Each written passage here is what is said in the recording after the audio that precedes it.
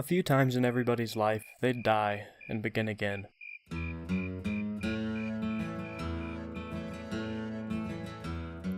The Courier was no exception to the rule. We've all heard the stories about how she came back from the grave and changed the face of the wastes in what started as a petty revenge mission, but there's more to it than that. It's easy to see the Courier as a mere icon of history, a machine that kept on working towards its goals no matter what stood in its way, but she was a human like you or I, and she didn't get to be the most talked about person in the Mojave without dying a few deaths of her own. Some people tell stories about who the Courier was before she ever got into the Lucky 38, before she ever met that snake, Benny. She lived on the road like all couriers do. She didn't have a country and she didn't have a people, but she had a home in her heart. Hell, it was her wandering that got the NCR interested in the Mojave in the first place, walking back and forth through what is now the Divide, carving out the path that the NCR would eventually take to the Mojave. Of course, it was the NCR's interest in Hopeville's secrets that eventually led to the Courier turning it into the Divide, but we'll get to that. Not a lot of people remember who the Courier was in those days, but I think her actions speak for themselves. Any courier will tell you it's a thankless job, but they're the ones who spread the word. They're the reason we have peace, and the reason we have war. I think our courier knew this, and I think she liked being the small gear that kept the whole machine turning. But that's all ancient history.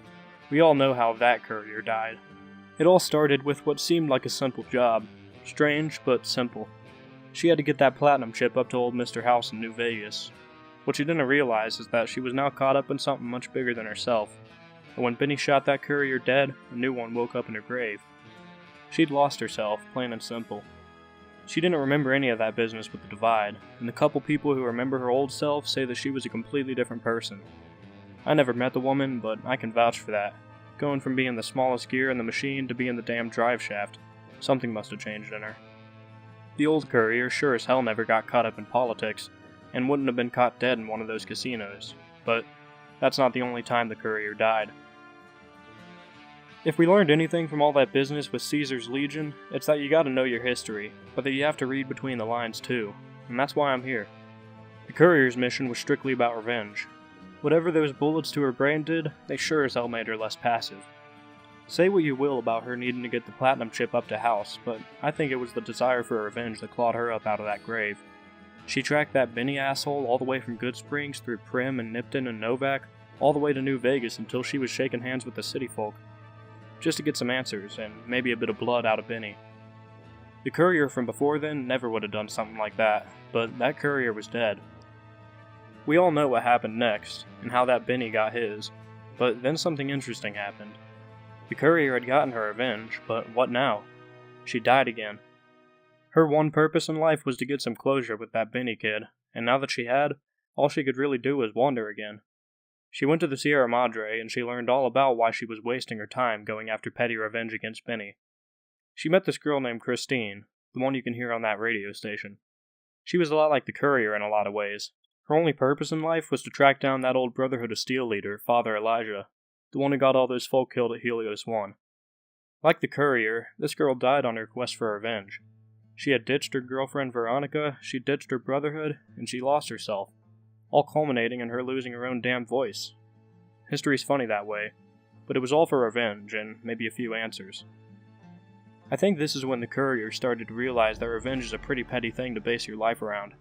Hell, when she locked up old Elijah in the Sierra Madre vault that he wanted into so badly, Christine decided her new purpose in life was to just sit there, making sure he never got out.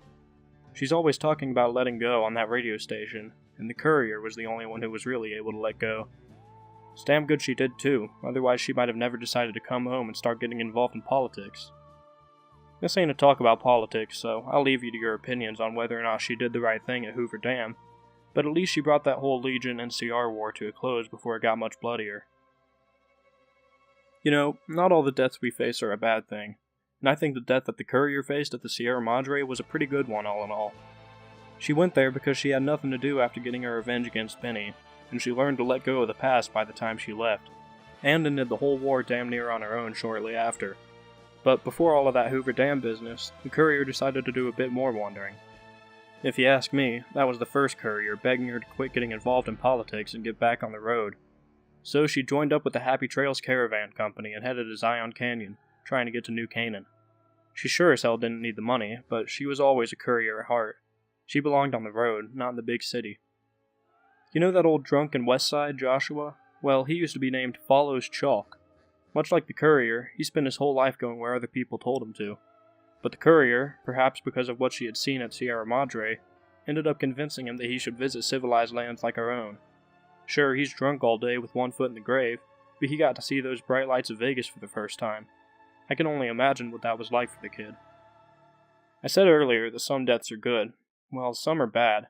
And Follows Chalk, Joshua, well, that was a bittersweet death to be sure. Take the good with the bad, and I think the courier made the right choice convincing him to leave the tribe.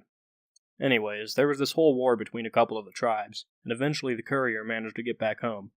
She messed around in politics a bit more, made some friends and some enemies amongst the casino tribes on the Strip, but eventually she just had to know what was up with that old satellite outside of Nipton.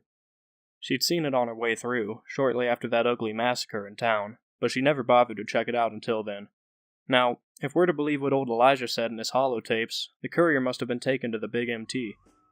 I know this sounds crazy, but she supposedly had her brain taken out. Poor girl must get a lot of headaches. But apparently, a couple of old world ghosts were able to keep the courier from being able to talk about what she saw at Big MT. She couldn't tell us a thing about what's there even if she wanted to, so, going off what we know from Elijah's tapes, and a few accounts written by Ulysses before he died, these old world ghosts were brains, trapped in computers, and one of them had programmed the others to be stuck in a loop of pointless calculations, all resulting in them having no idea that there even was a world outside the Big MT. The cruel bastard even gave them names to mock them for being stuck in the loop that he programmed. Dr. Boris, Dr. Klein, Dr. O, Dr. Dalla, and Dr. 8. And even the creator of the loop was named Dr. Mobius. Personally, I think he was off his rocker. You'll have to ask one of the followers of the Apocalypse about it, but apparently all these names have something to do with an infinite loop. Anyways, nobody knows for sure what the courier did at Big MT, but I think it's safe to say that all of those brain bots died a death just like the couriers, and got out of their loops, even if they never did make it out of the Big MT. Based on what I've heard, it's probably for the best. Just like Christine, Elijah, the courier, and even Caesar, these brain bots were caught in a loop, looking back on the past, unable to see the way forward, albeit a little bit more literally. Talk about old world blues. The courier got back home and started doing the politics thing again. Maybe all those adventures and surprise brain surgeries were starting to get to her. It seemed like the two major armies were about ready to battle for that dam again, but the courier was nowhere to be found. Something had called her back home, back to the road, and so she journeyed to the Divide. She survived those bullets to the head because she needed revenge and she needed answers, but she didn't get all the answers she wanted. See, there was this old fellow who worked for the Mojave Express in Prem, and he told the courier about a man who specifically arranged for her to carry the platinum chip to Mr. House. Once the courier got shot in the head, she completely forgot about this strange guy, but it was Ulysses. He was after revenge against the courier, because before the courier was shot, she inadvertently fired some underground nukes in Hopeville, turning it into the Divide. Ulysses knew that the platinum chip came with a bit of danger, and so he managed to get the courier to carry it, hoping that it would lead to her death. When the two couriers eventually came back to the Divide, they were both after revenge, and they were both after answers. I can only imagine how things looked from Ulysses' perspective.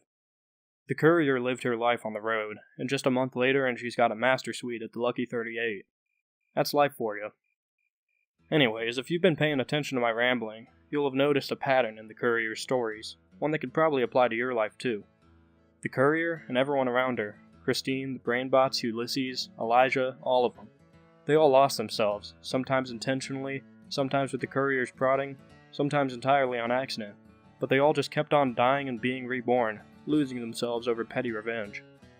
I think Ulysses saw that pattern too, even as he fell into it, but he taught the courier that there's much more to life than revenge.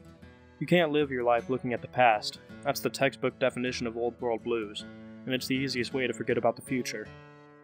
If you keep your head stuck in the past, keep focusing on how people wronged you and the mistakes you made, you're going to lose yourself at some point or another, all because you wanted revenge.